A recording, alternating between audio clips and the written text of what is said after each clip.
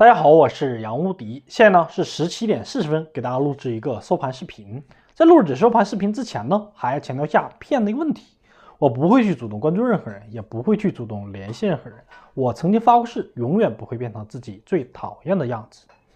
说了这方面的问题之后的话，咱们言归正传，说一下整个 A 股上今天的一个走势。截止到目前为止，今天 A 股上是一个高开高举高打，可以说在10点半打出了全天最高点以后，从10点半到今天尾盘的收盘，几乎就是一个全天的震荡。而整个指数方面，主板市场走的还强一些，双创方向截止到目前为止走的略微弱一些。可以说，创业板指的上涨幅度只有 0.35%， 整个科创板指的上涨幅度没有超过 0.3%， 可以说双创指数方面稍微弱一些。然后整个主板市场截止到目前走的稍微的强一些。而整个 A 股上最近，特别是关税大战落地以后，最近的一段时间的走势，从技术面上看好也好，包括从汇率的角度上来看也好， A 股上特别是股票市场走的基本上属于比较强劲的了。面对这种强劲，我认为在周 K 线级别上已经收出了一个很长的下影线。我认为在周 K 线级别上，大概率很有可能在未来的一段时间里边会回补上方的跳空缺口。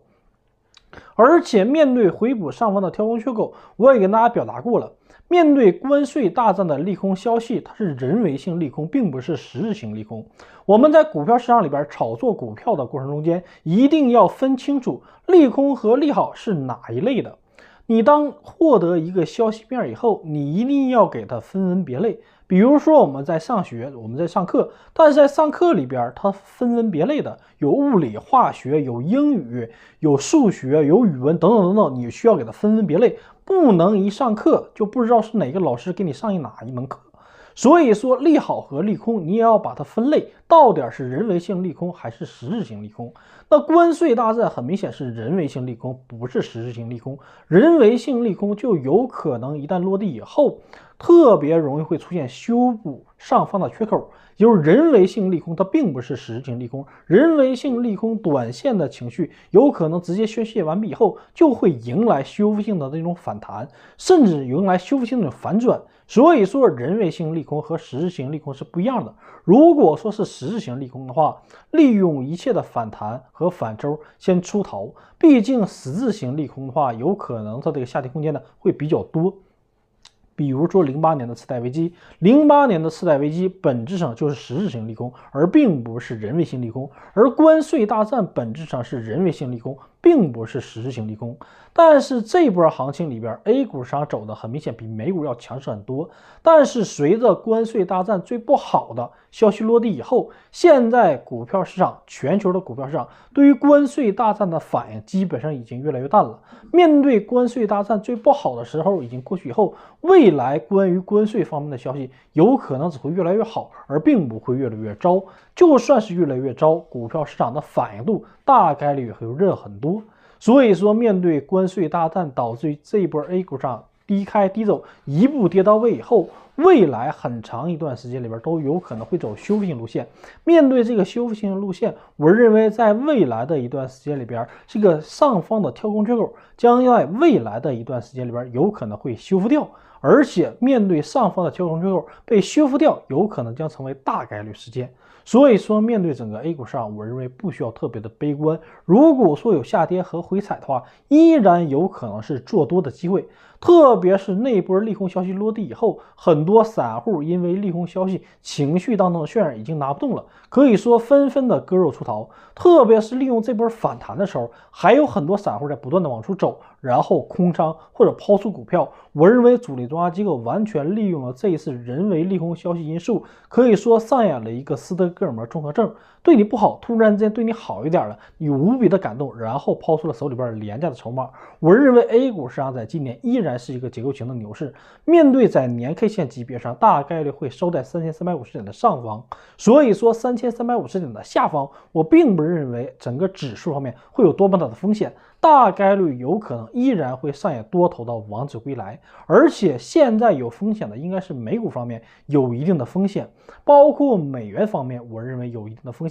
而黄金方面虽然说在本周最高点的时候已经接近于3250美元一盎司，但是我依然坚持认为黄金方向依然没有走完。为什么黄金方向我依然坚持没有走完呢？因为有一个指标叫巴菲特指标。接下来呢，咱们结合一下黄金方面的 K 线图形，给大家讲解。这是整个黄金方面的 K 线图形。面对整个黄金方面线，现在依然是在3200美元一盎司的上方开始向右震荡。面对这个向右震荡的盘整是容易进行理解的，因为连续性逼空式级别上涨以后，这个位置需要向右盘整。但是不是就代表的黄金不行了呢？我认为不是的。之前因为关税大战的原因，全球股票市场迎来了下跌，可以说国际的一些机构需要抛出美元，需要抛出黄金，然后的话获得一定的现金以后，开始回补股票的仓位，所以说造成了整个国际金价在关税大战落地以后出现了一段时间的暴跌。这个暴跌的本质是兑现现金兑换利润以后去补股票的仓位。所以说造成了黄金在短时间内关税大战落地以后出现了美元跌、黄金跌，股票市场也跌。但是修复性最强的刷出新高的很明显就是黄金。为什么是黄金呢？因为美元截止到目前日没有见底，美元只要没见底，黄金方面有可能将会继续的刷出新高。只有美元见底了，黄金方面才有可能在短时间内停下上涨的脚步。而美元方向什么时候见底呢？要看另一个指标，叫做巴菲特指标。面对巴菲特指标，在最近的一系列动作里边，很明显，在日本方向发行了900亿的日债，包括于日元方面的话，很明显大量持有日元以后，买入了日本的股市里边的5大上市的股票。很明显，巴菲特并没有利用日元换成美股，换成美元。如果说巴菲特没有把日元抛售掉，换成这个美元之前，买入增持美股之前，大概率美元就没有见底。美元只要没有见底，黄金方面是很难见顶的，因为美元和黄金本质上是负相关。如果说美元开始出现走弱，黄金方面本质上是美元的替代品，黄金方向会逐步的走强。如果说美元一旦见底了，开始出现回暖走强，黄金方面将在短线级别上有见顶的可能性。所以说，巴菲特还没有从日元和日股里边退出来，然后转换到整个美股和美元里边来。我认为在短线级别上，美元将没有见底，美元没有见底，黄金方面将也有可能没有进行见顶。所以说，黄金方面依然现在在牛市当中。面对黄金方面依然在牛市当中，有可能4月份的中旬会有一个震荡后的调整，但只要美元没见底，黄金方面只要美元没有见底，黄金方面就没有出现见顶。这个黄金方向的看法。说了整个黄金方向的看法之后呢，说一下了汇率方面的问题。这是整个汇率方面的问题。面对整个人民币跟美元的一个汇率方面的问题，可以说在上周创出了一个历史的新低 7.12， 可以说之前的 7.37 可以说已经是历史的大底好几年了，但是很没有想到在上周就已经给突破过去了。可以说现在美元不断走弱，在今天美元已经跌破了100，但是目前为止依然整个人民币没有出现大幅度的升值。你回看一下历史数据，美元最低的时候跌到80多，但那个时候人民币也没有出现所谓的升值，并不代表了美元贬值了，人民币一定代表了升值，因为里边还有一个关税大战的因素。所以说，面对整个美元出现的走弱，人民币并没有出现走强，而且人民币在这个位置出现了震荡。包括我们央行一而再再而三不断表达，择机降准降息就是降不下来的最主要因素，就是对于汇率方面有忌惮。所以说，一直以来都没有出现所谓的降准降息。包括现在美联储方面的利率比较高，包括截止到目前为止美债方面的利率也比较高。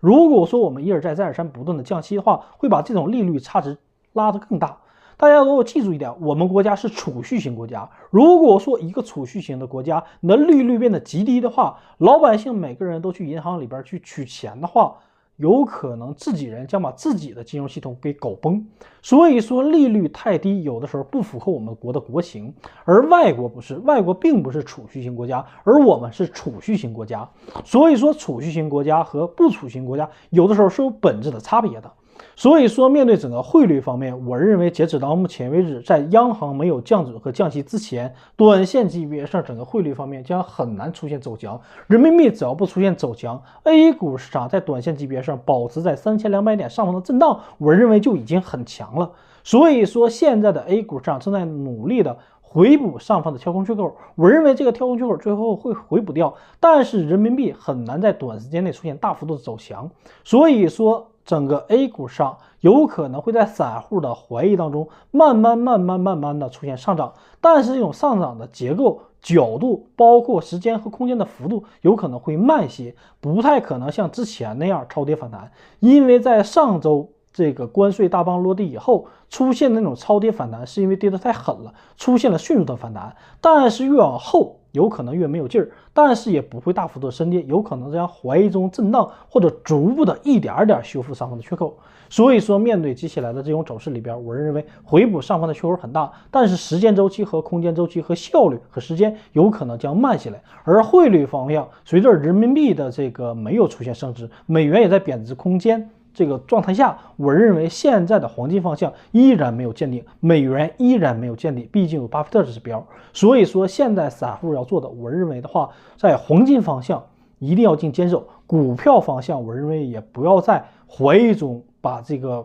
股票给清仓，依然是在黄金方向跟股票方向可以双持有、双线持有的过程中间，有可能会获益颇丰。毕竟现在绝大多数的人只有匹夫之勇，没有冲锋之勇。匹夫之勇的人有一个特征，就是一旦超跌反弹涨起来以后，他有可能涨一涨就把手里边筹码给抛掉了。但是 A 股上每次牛市里边会经历过很大的几次的洗盘，每一次洗盘的时候都造成了散户低价位的筹码没有了，都变成高价位。当出现牛市的顶点出现以后，所有的散户里边都持有的是高价位的筹码，没有低价的筹码，就是因为每一次在洗盘中都给你洗掉了，洗掉以后你在追涨期间又是拿到了高价位筹码。所以说炒股票本质上也考验你的定力，如果说你定力足够好的话，在这一次 A 股上修复上方缺口期间，你能够拿住的话，我认为是可以分得一杯羹的。这个汇率方面的看法，